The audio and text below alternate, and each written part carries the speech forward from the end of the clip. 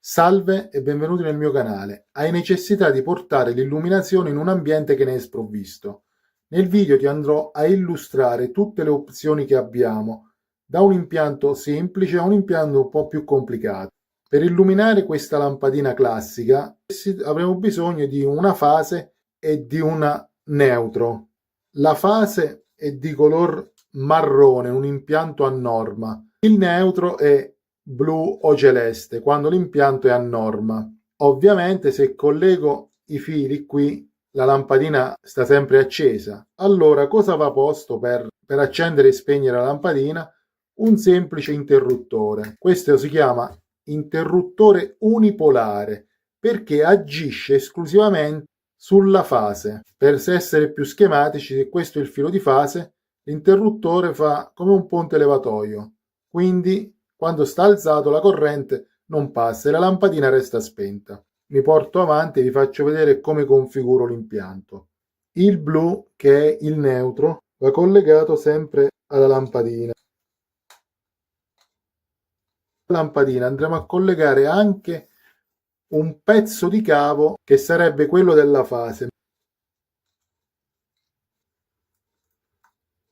La lampadina è collegata ma non funzionante perché non riceve la fase. Poniamo qui, questa è la fase che arriva dalla rete.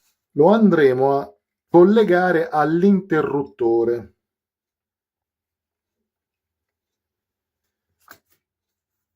A questo interruttore andremo a collegare anche la fase che va alla lampadina.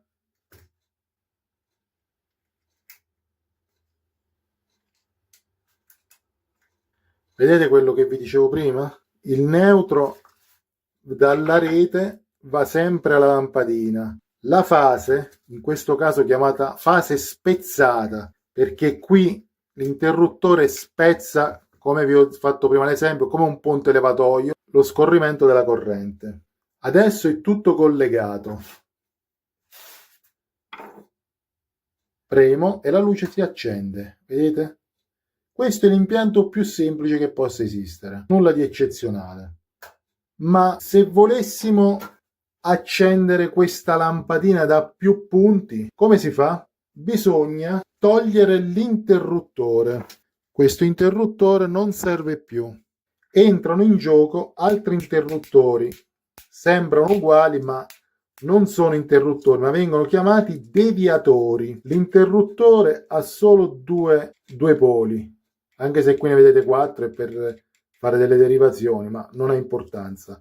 Mentre un deviatore ha 3 ingressi, 1, 2 e 3. Come si collega il deviatore? Il deviatore lavora sempre in coppia con uno uguale. Andremo a prendere questo filo di fase che prima era interrotto dall'interruttore e lo portiamo qui. Andrà collegato alla parte centrale del deviatore. Ecco qui. Mentre all'altro deviatore va collegato la fase che arriva dalla rete, sempre al centro. Ora come si prosegue? Gli altri due poli che vi ho mostrato prima, uno qui e uno qui, vanno congiunti con dei pezzi di cavo. Ecco qui, da questo polo a quest'altro polo.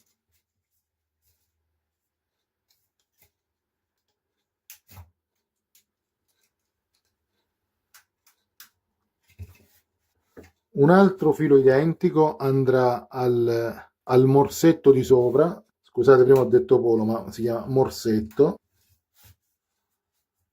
Stringiamo anche l'altro morsetto. Vedete come si distribuiscono i cavi?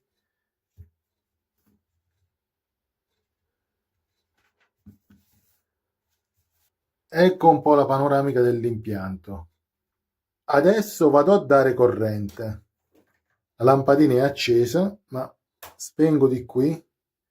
Posso riaccendere di qui, oppure spegnere lo stesso qua. Praticamente ho due punti di accensione e spegnimento. Comodo se in una stanza si hanno due ingressi, senza che si torna indietro a spegnere la luce per poi ritornare al buio all'altro ingresso o uscita. Adesso, se invece dovessi accendere e spegnere questa lampadina da 3 punti, come si fa? Praticamente bisogna procurarsi un invertitore. Questi di prima si chiamano deviatori. Questo è un invertitore. Come funziona l'invertitore? Praticamente va posto in mezzo a questi due fili. Adesso vi spiego come funziona il deviatore. La parola stessa vi dice che devia. Infatti, se guardate attentamente, questa è la fase che porta la corrente e agendo su questa leva altro non fa che spostare il passaggio di corrente o su questo filo o su quest'altro. Per questo è chiamato deviatore. Di qui la stessa cosa. Praticamente diciamo che la corrente, la fase gli stia arrivando da questo cavo qua e questo è collegato così. Nel momento che da quest'altro lato la corrente sta passando così sullo stesso filo, vado a spostare, ho deviato così la corrente. Questo che è rimasto così non alimenta più la lampadina. Adesso se la corrente è su questo cavo, se abbasso porta la corrente perché si è spostato nuovamente. È solo una questione di deviare il flusso di corrente dal filo superiore al filo inferiore. Per la realizzazione di questi impianti rivolgetevi sempre solo a un elettricista qualificato, perché la corrente non perdona, non è un gioco. Questo è solo un video a scopo dimostrativo. Detto ciò, proseguiamo con l'installazione del terzo interruttore. Lo chiamo interruttore perché interrompe comunque l'illuminazione, ma si chiama invertitore. Cosa farà questo invertitore? Inverte la corrente semplicemente facendo passare, queste sono sempre fili di fase, da qui a quest'altro lato, come una X. Così. Adesso stacco la corrente e lo monto, così lo vediamo insieme. Non so se in cam si vede, i due sono stati montati su uno e su due e gli altri due su L2 e L1. Ecco lo schema finito. La fase, il deviatore, le due fasi che vanno all'invertitore, le due fasi che riescono dall'invertitore e vanno di nuovo a un deviatore, poi la fase che va ad alimentare la lampadina, cioè a chiudere il circuito insieme al neutro che torna alla rete. Proviamo.